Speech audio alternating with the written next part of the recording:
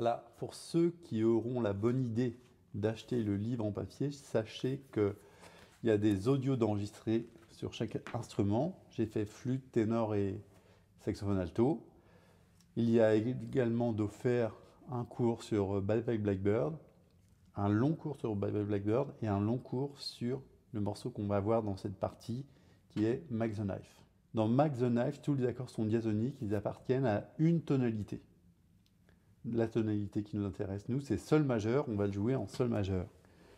Et ce que je vais faire, c'est déjà vous jouer le thème que vous devez essayer d'apprendre par cœur. 1, 2, 3, 4, 1, 2.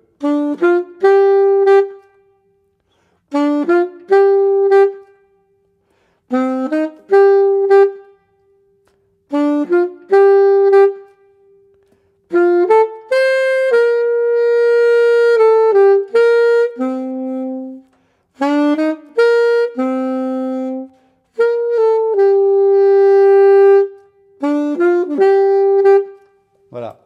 Donc ce qui est important, c'est dans un premier temps d'apprendre les thèmes par cœur. Absolument. Et vous verrez que quand vous jouez des thèmes par cœur sans lire les partitions, c'est vraiment un autre plaisir. Ensuite, ce qu'on va faire par rapport à ce morceau-là, c'est donc apprendre la structure. C'est toujours finalement la même chose. Le thème, la structure, les phrases de référence pour bien entendre l'harmonie. Et ensuite, créer des phrases avec les phrases de référence. Partir d'un point et développer sur un autre point. Alors avant, je détestais ce mot de concept, mais maintenant, je pense que ce mot est vraiment important parce que quand vous travaillez, vous devez réfléchir sur ce à quoi vous travaillez. Il faut que vous travailliez sur des choses qui servent, qui sont utiles. Par exemple, de jouer 5 minutes sur un morceau, c'est utile parce que ça nous fait développer du tempo, entendre la structure, visualiser l'harmonie dans l'espace. Et voilà, ça apporte beaucoup de choses. Donc toujours avoir finalement une idée de ce qu'on travaille et une idée qui sert à quelque chose. Maintenant qu'on a vu le thème, je vous propose de jouer des phrases de référence un peu transformées. C'est-à-dire qu'on va jouer toujours de la tonique à la quinte et finir sur la tonique. Voilà, ça va être ma phrase de référence et je vais la décliner sur tous les degrés. Donc là, j'utilise aussi le concept de 2-5 égale 5, c'est-à-dire que quand j'ai un 2-5, je joue que le 5. Ma grille pour ce morceau, ça va être 1 majeur, 2 mineur, 5, 1. Alors pourquoi je garde le 2 mineur sur la 3e et 4e mesure? Parce que c'est un accord qui est isolé. Il n'est pas associé à un accord de dominante. Donc c'est pour ça que je le garde. Et on entend avec la mélodie aussi qu'on a besoin de cet accord pour faire sonner la mélodie. Alors on y va. 1, 2, 3, 4.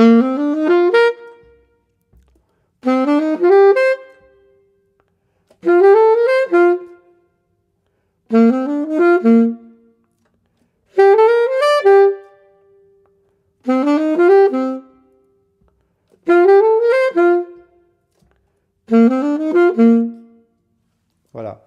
Et aussi, le but des sessions de travail, c'est d'être créatif. C'est-à-dire que là, au lieu de jouer tout de suite les phrases de référence comme j'ai l'habitude de le faire, bah, je me dis, bah, tiens, je pourrais faire ci, je pourrais faire ça. Donc là, l'idée, c'était de jouer de la tonique jusqu'à la quinte et de rajouter la tonique pour finir.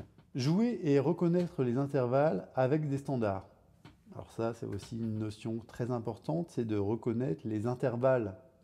Et ça vous permettra justement de pouvoir repiquer des phrases plus facilement ou d'entendre justement un thème, les intervalles qu'il y a dans un thème plus facilement. Pour apprendre des intervalles, ce que je préconise, c'est d'associer un intervalle avec une chanson. Par exemple, ça c'est une seconde mineure et la chanson qui va avec. Ok, donc j'ai associé la seconde mineure descendante avec Stella by Starlight.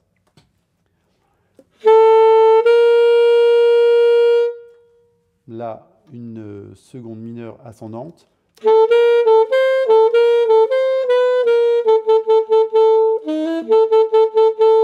Voilà, j'associe avec cet intervalle Little Boat. Moi, je vous ai mis plein d'exemples de chansons qui marchent avec les intervalles. Donc, à vous de regarder sur cette page-là. Ensuite, ce qui va m'intéresser pour jouer sur un morceau, c'est d'être à l'aise par rapport à la tonalité. Donc je vais jouer la gamme de la tonalité sur tous les degrés. Donc là, il y a une pléthore de possibilités pour jouer la gamme. Moi, ce que je vous propose, c'est de jouer la gamme de la tonique jusqu'à la septième pendant une mesure, rien pendant une mesure, et de jouer de la tonique à la septième et revenir sur la tonique pendant 2 mesures, comme ça. 1, 2, 3, 4. Voilà. En fait, ça, ce que je joue, ce sont les phrases de référence et je vais les développer sur tous les degrés en montant. 1, 2, 3, 4.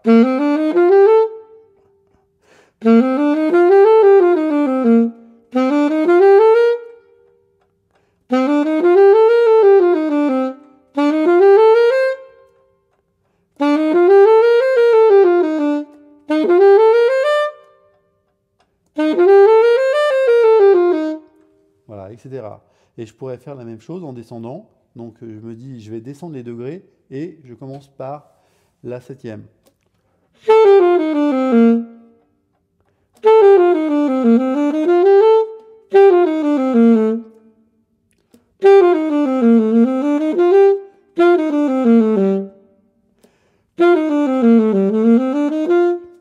Voilà, etc. OK? Alors maintenant, jouer les phrases de référence du morceau. Donc là, on sait accord majeur de la tonique jusqu'à la septième, sur les accords mineurs de la tonique jusqu'à la quinte, sur les accords de dominante, tonique septième.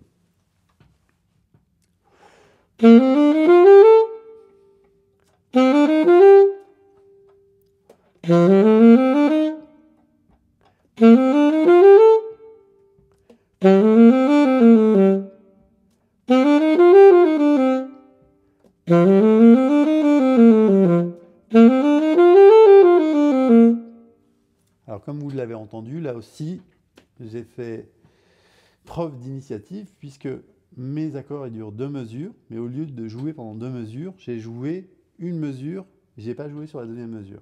Et sur la deuxième partie du morceau seulement, j'ai joué pendant 2 mesures. Donc là, c'est une initiative que vous pouvez avoir aussi. Donc voilà, il faut être créatif. Même chose en descendant. 3, 4.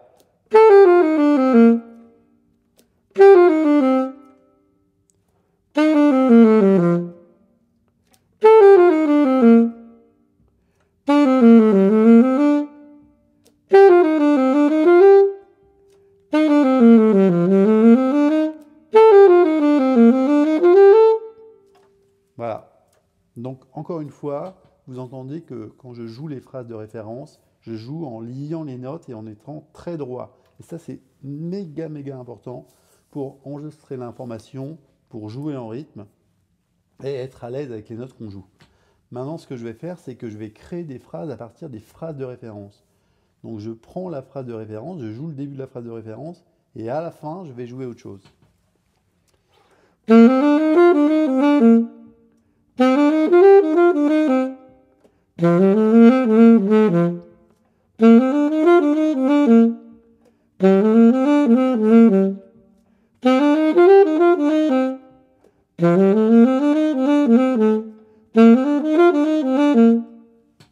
Alors vous avez entendu que là, je me suis servi de la première phrase et je l'ai déclinée pratiquement sur toutes les mesures. Quand on trouve une bonne phrase, autant la jouer sur tous les degrés. En descendant,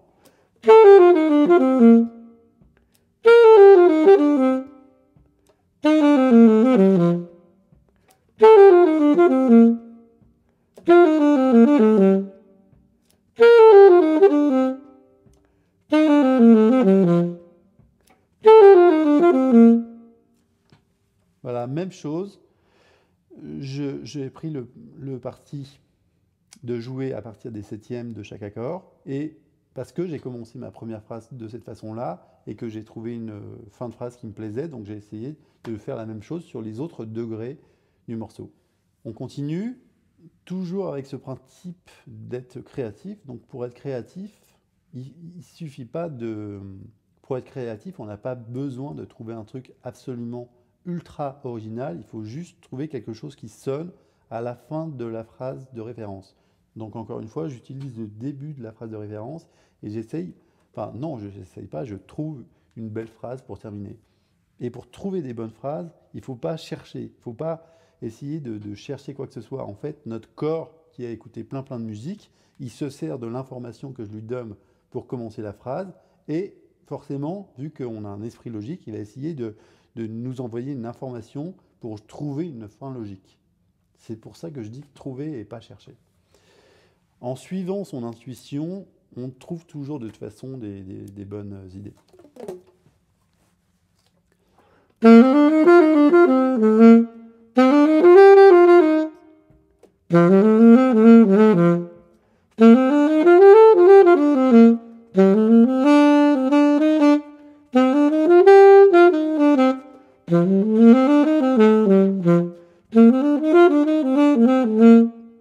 Voilà. Alors, évidemment, là, je joue ce qui est écrit. Mettons que j'improvise maintenant quelque chose.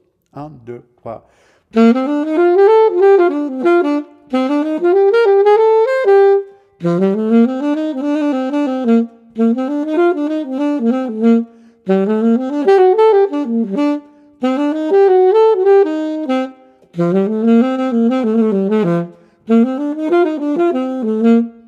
Voilà, je cherche pas du tout. Si à un moment je cherche quelque chose, je me trompe. Il faut que je suive mon intuition, que je suive la ligne mélodique qui est en train de se construire. Alors évidemment, quand je dis pas chercher, ça ne veut pas dire pas passer du temps à jouer des phrases.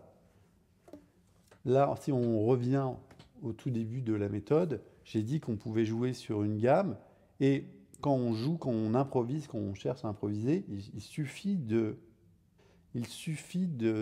trouver quelque chose de mélodique. En fait, notre intuition, elle doit être mélodique.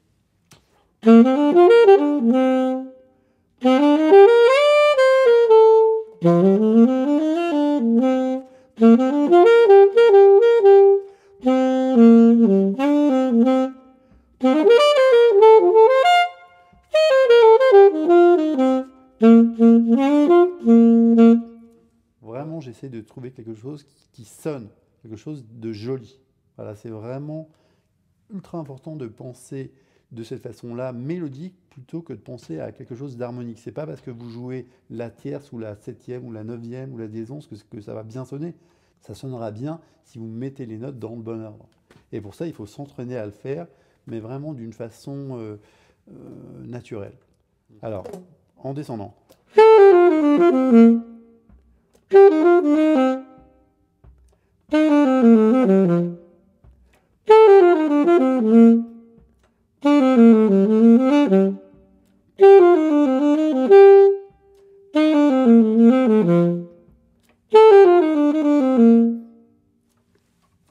Voilà. Pour finir avec ce chapitre, là, je vous propose de travailler sur des morceaux assez simples. Mac the Knife, Watermelon Man, When the Saints, Exactly Like You, Take the A-Train, Work Song, Perdido, Undecided, Honeysuckle Rose, Jumping at the Woodside. Ça, c'est vraiment des morceaux que vous pouvez apprendre très vite, où l'harmonie est assez simple. Donc, par rapport à tout ce qu'on a travaillé dans cette partie, vous pourriez travailler sur ces morceaux-là en utilisant les mêmes concepts.